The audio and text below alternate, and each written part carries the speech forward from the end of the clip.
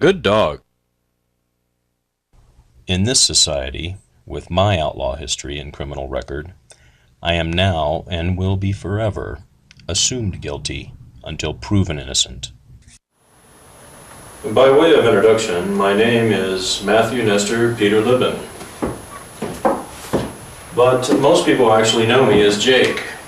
It's a comfortable name that I answer to quite easily. I'm here now, in a manner of speaking, to accomplish one, if not three things.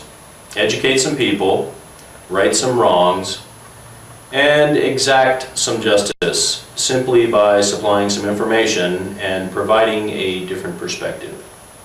Now, of course, you're not a captive audience, so unless your curiosity is restraining you, feel free to hit the stop button at any time. I was initially arrested by the Yuma Police Department on false charges.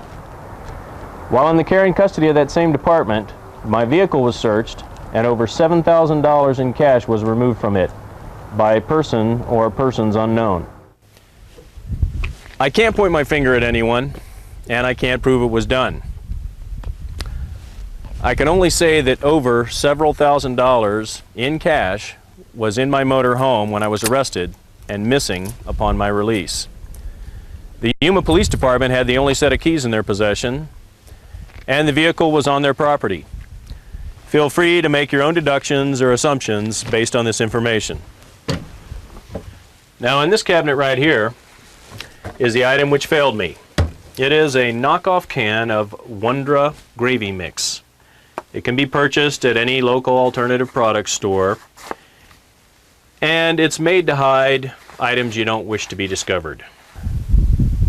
Now, to simply support, not substantiate, my wild claims of hidden cash holdings, I feel the need to reveal one or two other locations and the denominations that were in the RV. Of course, there's no insisting that anyone take my word about any of this, but understand that it is completely out of character for me to share personal information about my life. Consider what motivates me to do so. You would be surprised and fascinated, or not, in what ways a carefully compromised box of detergent and some silicone can be used. Now, I myself prefer using a name brand. It instills a sense of security and comfort in most people. By cautiously opening the detergent and displacing a handful of powder for a handful of cash, and then artfully resealing it, you can turn this into a $20,000 personalized safety deposit box. As far as normal methods go in protecting and safeguarding your cash, we all know that safes can be cracked and financial institutions compromised by various means. We're talking bankruptcy, bank robbery, embezzlement, and computer theft, otherwise known as hacking. I find that thieves usually do not break into your house, or in this case, motor home, with washing needs in mind. So the two boxes I had underneath the seat in the dining room area, one opened and one sealed, conveyed no sense of value or need to be noticed, and fortunately slipped through the cracks of your less than thorough search, allowing me to say at this moment how thankful I am for your poor perception and obvious oversights. I'm wondering which person or persons came upon this and accepted its existence as natural. Do I really look like the kind of person that would carry around a bent, broken, boring brown lamp with an eagle on it? I mean, come on, people. Although not priceless, its actual value would be somewhere in the arena of $80,000. Not counting the $5 I paid for it at the thrift store. But don't take my word for it.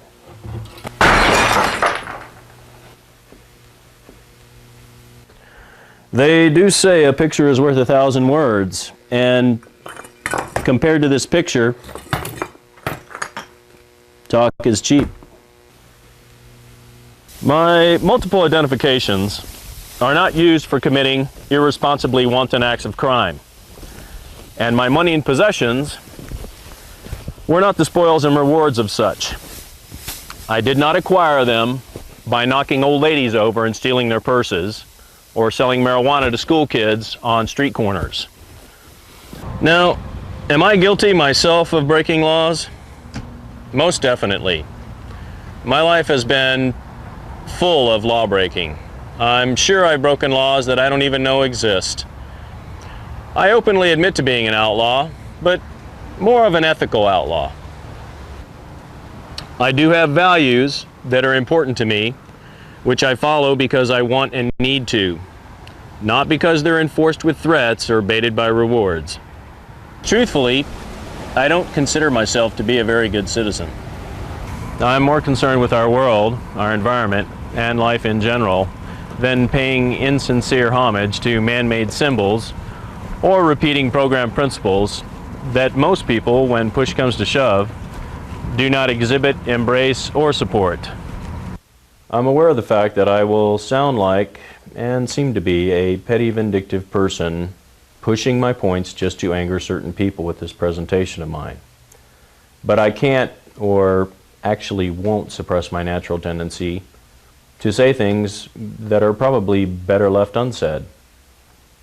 And speaking of unsaid things, let me explain the t-shirts I've sent along with this video.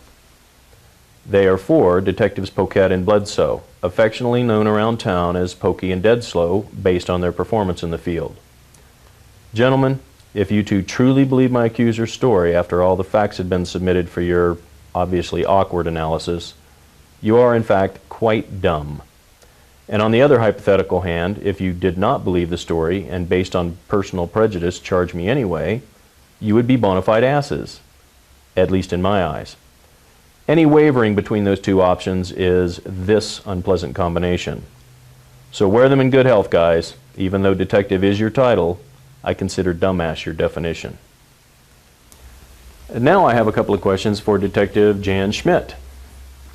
First, is it legal lying to a judge in an effort to influence his decision?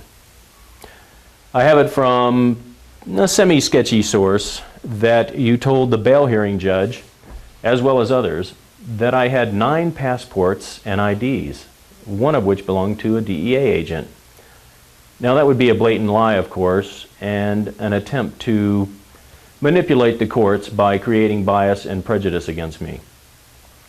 Not too terribly sure, since the law is not my strong suit, but I believe your job is representing and enforcing the law, not spreading wild gossip.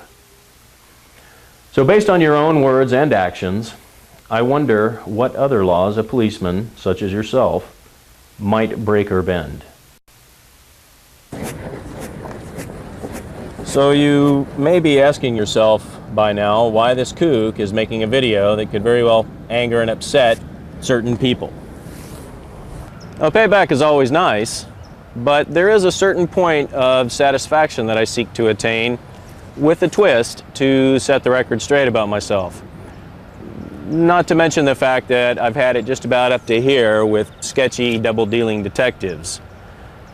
In the past, I've met and dealt with my fair share of such policemen.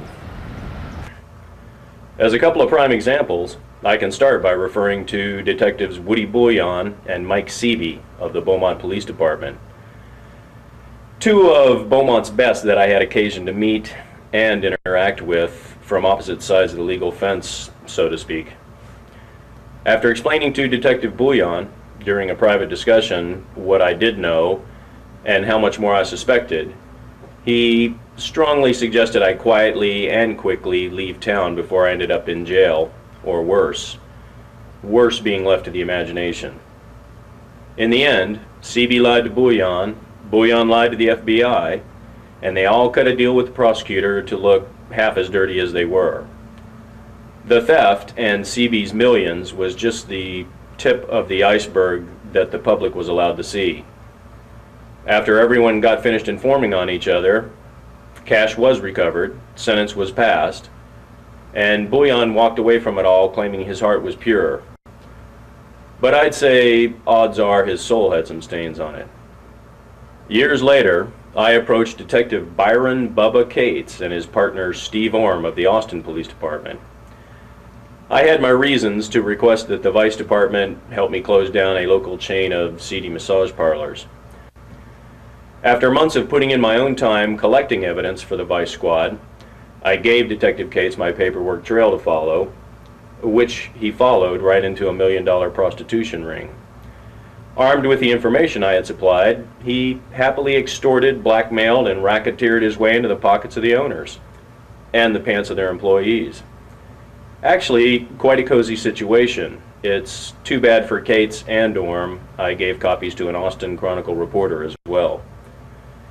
In the end, they turned on each other, cutting deals every which way but loose. And I'm afraid Bubba blew it and ended up in a federal prison with all those he had sent on before him. So what has all this got to do with Yuma? Well, as a general rule, if 2 departments in 2 cities are dirty, there always seems to be a third.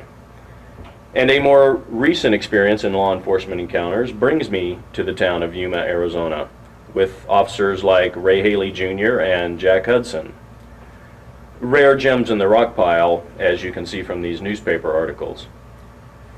I can understand that every town like Yuma has mistakenly hired a few murderers and thieves, such as Detectives Hudson and Haley, even on occasion a child-molesting city councilman or two like Michael White, which is all well and good since Yuma's problems do not necessarily concern me. However, when my property is stolen and my vehicle is vandalized while in the care of that town's police department, I not only take note of it, but exception to it, and to that department's covering up of their officers' indiscretions. At any rate, I've taken the liberty of sending these news articles along with this video for everyone's personal edification. I wouldn't consider this project complete without mentioning Yuma's city prosecutor, Jay Carnes, who without any regard or respect for his office, extorted my compliance and cooperation by threatening me with the FBI and IRS.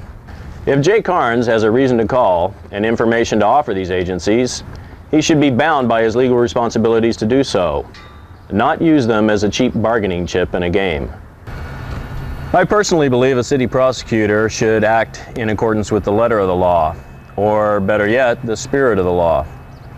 In my opinion, the differences between Jay Carnes and those he prosecutes are at best vague ones. Based on my experiences to date, you should be able to understand my suspicious nature and lack of faith for those in authority. Power does corrupt, and the news is full of politicians and policemen who explain their indiscretions away by saying they are just as human as the rest of us. But only after they're caught, of course. In closing, and at this point I know a lot of people are thinking, thank God, allow me to reiterate that I personally believe the Yuma Police Department initially, knowingly and wrongfully, charged me with a false crime. And someone, while I was incarcerated, incapacitated, and somewhat inconvenienced, safely and successfully committed an act of grand theft. And worse yet, probably justified it. As I've said before, I can't prove this or pursue it down any legal avenues provided by this society. But I can wish the thief who found and pocketed my money good luck with their life and karma. Based on my own experiences, they'll need it.